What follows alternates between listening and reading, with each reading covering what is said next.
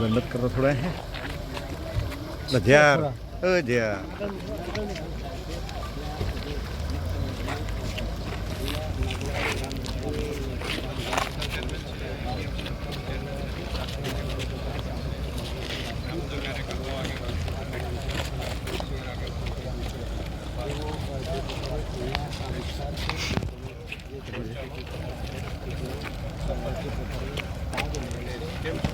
अच्छा અહીંયા આ પાણી ભર્યું જ રહેશે આ વરસાદના કારણે તેવું નહીં આમ પણ થોડો વરસાદ થાય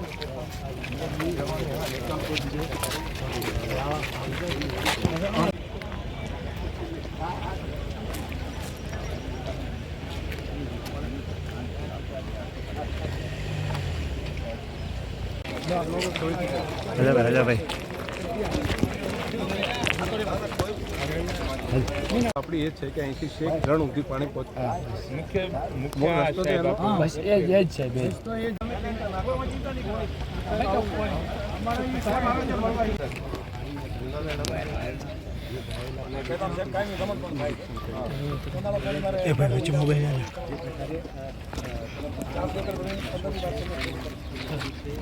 અમારો કાયમી નિકાલ કરો મને કોઈ બીજી સહાય નથી દીધી સહાયમાં અમે એક દાડો ખાઈને હવારીએ પારો હરણ થાય છે બધું એ છોકરાને કેવા પાક છે એ ખબર નહીં રહે પણ અમારો અહીંથી કાયમી નિકાલ હોય છે કેનાલ બનાવીને પાણી કાઢો પડે મારે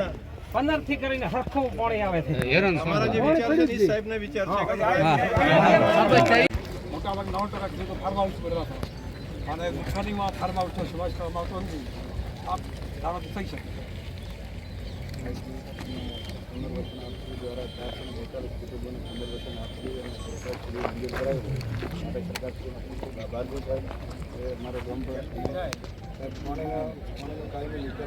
बड़ा બધું બગાડ્યું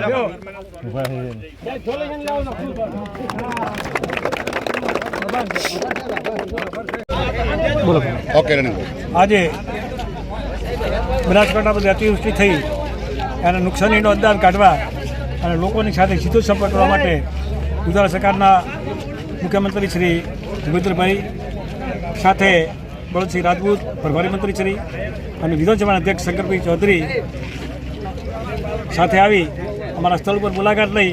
અને નુકસાનીનો પૂરેપૂરો ત્યાગ અને કચ્છ મેળવ્યો અને લોકોને પણ સાંભળ્યા આ અમારા લોકોની જે માગણી છે એ એમ કે આ પૂરનું જે પાણી છે એનો કાયમી નિકાલ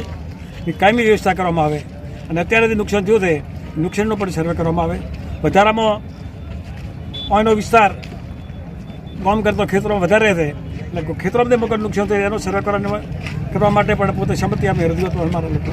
કરવામાં આવી છે એટલે મુખ્યમંત્રી જે મારી મુલાકાત લીધી અને જે એમને ખાતરી આપી છે એનાથી એમને બધાને સંતોષ છે જય કિશન જય ભારત આજે નાગલા ગામે મુખ્યમંત્રી તથા શંકરભાઈ ચૌધરી પધારેલ અને ગામની મુલાકાત લીધેલી પૂર આવેલું 3 દિવસથી છે અને પૂરની અંદર સરપંચ શ્રી દેવજીભાઈ અંબાભાઈએ દરેકને પૂરની આગલે દિવસે જે હતી દરેકને ફોન કરી અને ઊંચાણવાળા વિસ્તારમાં જવા દરેકને ગામ લોકોને અપીલ કરી હતી અને ગામ લોકો ઊંચાણવાળા વિસ્તારમાં ગૌચરની જમીનની અંદર ગમે ત્યાં સગા જમીને ત્યાં જતા રહ્યા અને મેં કીધું તો કોઈ મરવું ના જોઈએ ઉપર સૂચના છે સૂચનાનું પાલન કરો અને તંત્રે ખબર લીધી 2 દિવસ પછી એ લાઇટ અને પાણીની વ્યવસ્થા અમારે પાણીની વ્યવસ્થા તો છે કાયમી પાણી ગામમાં આવે જ છે અને લાઇટની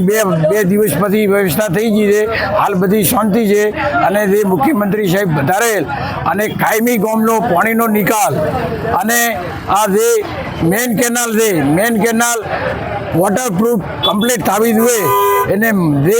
અહીંયા ધીરેના લોકોના ગામ લોકોને તમારે સ્ટાન્ડર્ડ ઉપર લઈ અને કોઈને તકલીફ પડવા ના દીધી એવું અમે કાર્ય કર્યું છે જેટલો થાય એટલું કાર્યકરો દ્વારા અમારા કાર્યકર સતત કામમાં રહ્યા છે।